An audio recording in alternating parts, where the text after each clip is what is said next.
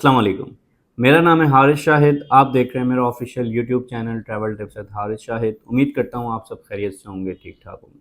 आज हम बात करने जा रहे हैं फ़िनलैंड के हवाले से 2026 में किस तरीके से आप फ़िनलैंड मूव हो सकते हैं, अपनी फ़ैमिली को लेके कैसे मूव हो सकते हैं। स्टेप बाय स्टेप आज की वीडियो में तमाम तर चीज़ें गाइड करूँगा। फ़िनलैंड किस तरीके से आप जा सकते हैं, टोटल खर्चा आपका क्या आएगा।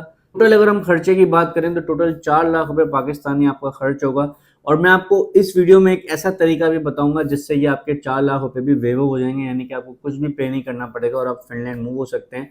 तमाम तरह चीज़ें डिटेल में डिस्कस करेंगे। एक अच्छी बात यह है कि 3 साल के अंदर आपको फिनलैंड में टीआरसी मिल जाता है, टेम्पररी रेजिडेंट कार्ड मिल जाता है, यानी कि रेजिडेंस का पाथवे भी आपके पास मौजूद है। आप चाहे विजिट वीज़ा पे जाएँ, आप चाहे वर्क वीज़ा पे जाएँ, चाहे आप स्टडी वीज़ा पे जाएँ, आप फिनलैंड में जाके रेजिडेंसी हासिल कर सकते हैं। और कोई भी यूरोपियन कंट्रीज़ में आप जाते हैं तो आपको जो है वो ये ऑप्शन मिलता है। अगर जैसे जो लोग यूएई में काम करते हैं, सऊदी में काम करते हैं, वो 20 साल, 25 साल, 30 साल लगा लेते हैं, लेकिन उनको कोई बेनिफिट नहीं मिलता है। इन दी एंड उनको पाकिस्तान आना पड़ता है रिटर्न। यूरोपियन कंट्रीज़ में आपको ये बेनिफिट मिलते हैं कि आप इन दी एंड नेशनलिटी तक जा सकते हैं। फिनलैंड की अगर हम बात करें तो फिनलैंड ने 2026 में एक बहुत ही ज़बरदस्त अनाउंसमेंट की है। अभी मैं एक आर्टिकल रीड कर था जिसमें ये क्लियरली इन्होंने मेंशन किया है कि हमें नॉन यूरोपियन लोग चाहिए, जो यूरोप से नहीं है, जो इंडिया, पाकिस्तान, बांग्लादेश से हैं। उन लोगों की हमें ज़रूरत है जो यहाँ पर आएँ और हमारे पास काम करें, हमारी इकोनॉमी को बूस्ट करें। और इन्होंने इसी वजह से जो है वो इमिग्रेशन पाथवे भी ओपन किया है कि 3 साल के अंदर हम टीआरसी जो है वो आपको दे देंगे।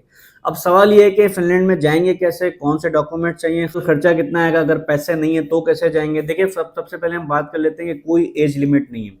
20 साल से लेके 50 साल तक के लोग अप्लाई कर सकते हैं। लैंग्वेज का कोई बैरियर नहीं है। अगर आपको बेसिक इंग्लिश आती है तो आप फिनलैंड में मूव हो सकते हैं। इसलिए जो मैं आपको कैटेगरी बताने वाला हूँ आज की, उससे हम डी टाइप कैटेगरी कहते हैं, जिसे हम वर्क वीज़ा, वर्क परमिट कहते हैं, जिसका टोटल एक्सपेंस आपको 4 लाख रुपए आता है अगर आप खुद से सारा एक्सपेंस करते हैं। तो अगर आपको यही बेनिफिट एम्प्लॉयर की तरफ से मिल जाता है, जिसमें एम्प्लॉयर आपके तमाम तरह एक्सपेंसेस बेयर करता है, तो ये आपके 4, साढ़े 4, 5 लाख रुपए जो खर्च होने वाले होते हैं वो सारे वेव हो जाते हैं। सारा एक्सपेंस जो है वो एम्प्लॉयर खुद बेयर करता है। अब मैं आपको पहले तो ये प्रोसेस बताता हूँ कि आपको कौन-कौन से डॉक्यूमेंट चाहिए और कौन-कौन सी जॉब्स कैटेगरीज मौजूद हैं फिनलैंड में, जहाँ पर जाकर आप अपनी फैमिली को भी लेके जा सकते हैं और आप खुद भी वहाँ जाके काम कर सकते हैं।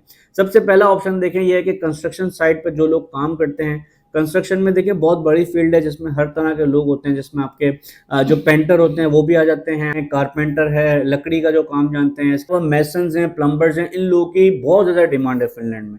इसके बाद अगर हम बात करें तो फूड डिलीवरी की बहुत ज़्यादा जॉब्स निकली हुई हैं। फूड डिलीवरी में जो काम करते हैं, वेटर का काम जानता है। इसके अलावा अगर हम बात करें जो अच्छा खाना बनाता है, शेफ़ है, वेयरहाउस के अंदर पैकिंग का जो काम जानता है, हेल्पर का जो काम जानता है, सेल्स में बहुत सारी जॉब्स हैं। चीज़ मैं आपको बता दूँ, अगर आपके पास एक्सपीरियंस है तो उसका आपके पास कोई प्रूफ भी होना चाहिए।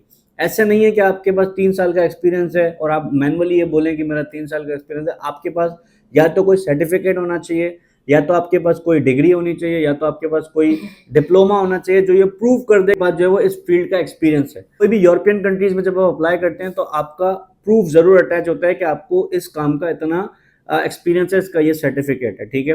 तो जो भी आप काम जानते हैं उसका आपके पास कोई ना कोई सर्टिफिकेट लाजमी होना चाहिए। एडिशनल डॉक्यूमेंट्स की अगर हम बात करें तो आपको 2 एडिशनल डॉक्यूमेंट्स चाहिए होते हैं। एक तो आपको चाहिए होता है एटीएस फ्रेंडली यूरोपास सीवी और कवर लेटर। एटीएस फ्रेंडली क्या होता है, जो कि इनके रडार में ऑटोमेटिक रिफ्लेक्ट करती है सीवी। कुछ ऐसे कीवर्ड्स होते हैं जो सीवी में ऐड किए जाते हैं, जिससे पता चलता है कि आपकी ये सीवी जो है वो रिलेटेड टू द फील्ड, यानी कि जो भी जॉब ऑफर की गई है उस हिसाब से वो सीवी डिजाइन की गई है। तो वो सीवी जो है वो बड़ी इंपॉर्टेंट रोल आपका प्ले करती है। काफी लोग मैसेज करते हैं कि भाई हमें जो है वो रिस्पॉन्स नहीं आ रहा, हम बहुत टाइम से जो है जॉब्स के लिए अप्लाई कर रहे हैं। तो भाई रिस्पॉन्स जब आता है जब आपकी सीवी और कवर लेटर एग्जैक्टली बना हुआ होता है और आपके पास इसके साथ साथ डॉक्यूमेंट्स भी होने चाहिए, जैसे आपका पासपोर्ट वैलिड होना चाहिए, आपके पास कोई सर्टिफिकेट होना चाहिए, आपको बेसिक इंग्लिश आनी चाहिए, कम्युनिकेशन स्किल्स आपकी अच्छी होनी चाहिए। ये सारी चीज़ें भी मैटर करती हैं। तो ये डॉक्यूमेंट्स और रिक्वायरमेंट्स हैं। फीस मैंने आपको बताई। टोटल अगर हम इसकी वर्क वीजा की फीस की बात करें ऑफिशियली तो 100 यूरो इसकी फीस है, 100 यूरो इसकी फीस है। तो other documents plus police clearance certificate चाहिए होता है, आपका मेडिकल होता है। कुल मिला के आपका 4 से 5 लाख रुपए का खर्चा आता है। अब ये 4 से 5 लाख रुपए का जो खर्चा होता है काफ़ी केसेस में एम्प्लॉयर खुद बेयर करता है। अगर तो आप कंपनी की रिक्वायरमेंट है, अगर तो आप सारी चीज़ें फुलफिल करते हैं तो बहुत सारे केसेस में एम्प्लॉयर आपको अकोमोडेशन भी देता है, एम्प्लॉयर आपको जो है वो फ्री टिकट भी देता है, मेडिकल के एक्सपेंसेस भी बेयर करता है। सारे एक्सपेंसेस एम्प्लॉयर बेयर करता है, आपको कोई 1 रुपए का खर्चा नहीं देना पड़ता। अब जॉब मिलेगी कैसे और फैमिली को कैसे लेके जाएंगे, इस पर हम बात कर लेते हैं। देखिए, आपको ऑफिशियल वेबसाइट्स पे जाके जॉब्स के लिए अप्लाई करना पड़ता है। अगर तो आप लिंक्डइन पर रजिस्टर्ड नहीं है, अपने अकाउंट्स बनाए लिंक्डइन पर। इसके अलावा कुछ ऑफिशियल ऑफिशियल पोर्टल्स आपको डिस्क्रिप्शन में मैं दे दूंगा, डिस्क्रिप्शन में तमाम तरह लिंक्स अटैच होंगे, वहां पर जाना है, आपको जॉब्स के लिए अप्लाई करना है, सीवी और कवर लेटर अटैच करना है। फिनलैंड का एक एम्प्लॉयर आपको चाहिए होता है जो आपको ऑफर लेटर प्रोवाइड करता है, जिसकी बेसिस पे आपका वर्क परमिट प्रोसेस होता है। इनिशियली वर्क परमिट जो आपको निकलता है वो 2 साल का निकलता है। इनिशियली वर्क परमिट आपका 2 साल का निकलता है और फौरन आप अपनी फैमिली को नहीं लेके जा सकते। तकरीबन 6 से 7 महीने तक आप वहाँ रहते हैं, उसके बाद आप फैमिली रीयूनियन के तहत अपनी फैमिली को बुला सकते हैं। तो ये एक प्रोसेस है। जब आपकी फैमिली वहाँ मूव हो जाती है तो आपके बच्चों को फ्री मेडिकल मिलता है, फ्री एजुकेशन मिलती है, अदर बेनिफिट्स गवर्नमेंट की तरफ से आप अप्लाई कर सकते हैं। तो ये तमाम तरह बेनिफिट्स आपको मिलते हैं।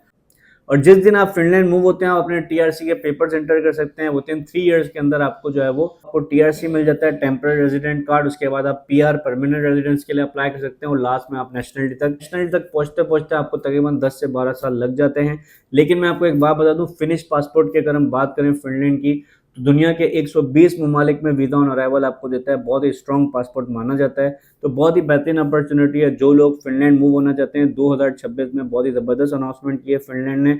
तमाम तरह लिंक्स ऑफिशियल आपको डिस्क्रिप्शन में मिल जाएंगे। जॉब्स के लिए अप्लाई करें।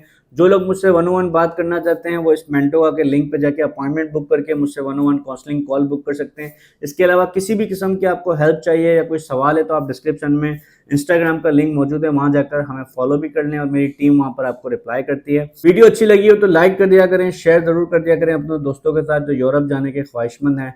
मैं मिलूंगा आपसे अगली वीडियो में कुछ न्यू इन्फॉर्मेशन के साथ। मुझे दीजिएगा इजाजत। Thank you so much. Allah Hafiz.